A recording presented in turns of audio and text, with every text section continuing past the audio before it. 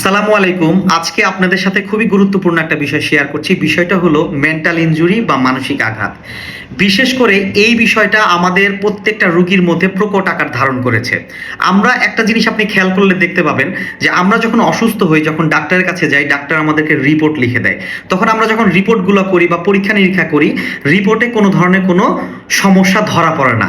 তখন ডাক্তার বলে যে আপনার শরীরে তো কোনো সমস্যা নাই। রোগী বলে যে আমি অসুস্থ, কিন্তু ডাক্তার বলতেছে যে আপনার শরীরে কোনো সমস্যা নাই। এইটার কারণ কি?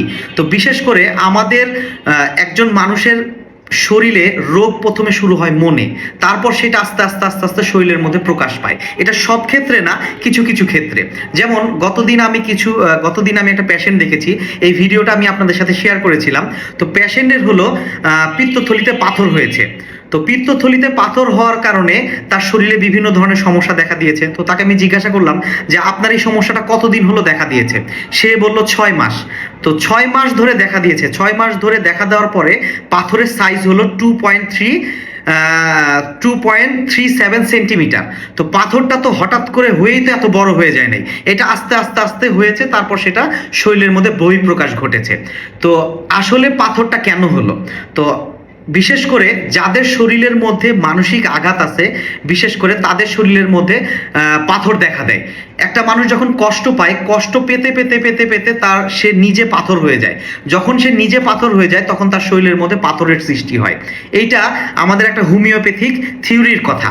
তো গতদিন যে পেশেন্টের কথা আপনাদেরকে আমি শেয়ার করেছিলাম, তো পেশেন্টকে আমি জিজ্ঞাসা করলাম যে আচ্ছা, আপনার কি বড় ধরনের কোনো মানসিক আঘাত আছে?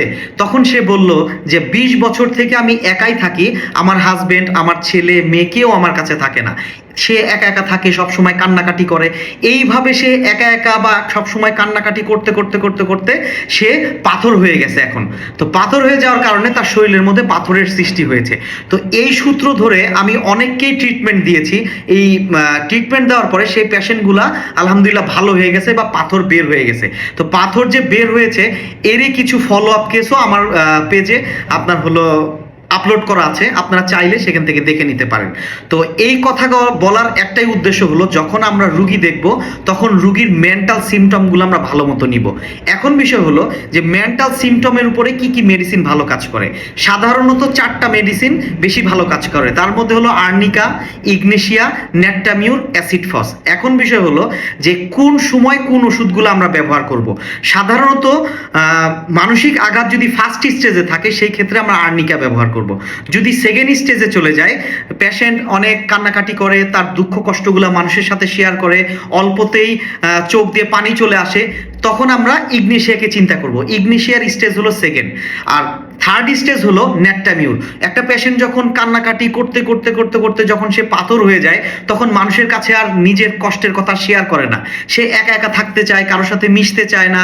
তারপরে কেউ কোনো কথা বললে সে রাগ করে, অল্পতেই মেজাজ খিটখিটে হয়ে যায়। তখন সে থার্ড স্টেজে চলে যায়, তখন তার মেডিসিন হবে নেট্টামিউর। এইভাবে স্টেপ বাই স্টেপ মেডিসিনগুলো আসবে। তো এইভাবে পুঙ্খানুপুঙ্খানু যদি রুগীর কাছ থেকে সিমটম নিয়ে যদি আমরা ট্রিটমেন্ট করতে পারি, তাহলে সুস্থতার একটা জায়গায় অতি দ্রুত পৌঁছাতে পারবো। তো এই বিষয়টাই অল্প কথার মধ্যে আপনাদেরকে বোঝানোর চেষ্টা করলাম। আশা করি ইনশাল্লাহ আপনারা বুঝতে পেরেছেন। যদি বুঝতে না পারেন, সেই ক্ষেত্রে অবশ্যই আমাকে জানাবেন, অবশ্যই আমি আপনাদেরকে হেল্প করব। তো সবাই ভালো থাকবেন, সুস্থ থাকবেন। সামনের দিন নতুন একটা টপিক নিয়ে আবার আপনাদের সামনে হাজির হব। আসসালামু আলাইকুম।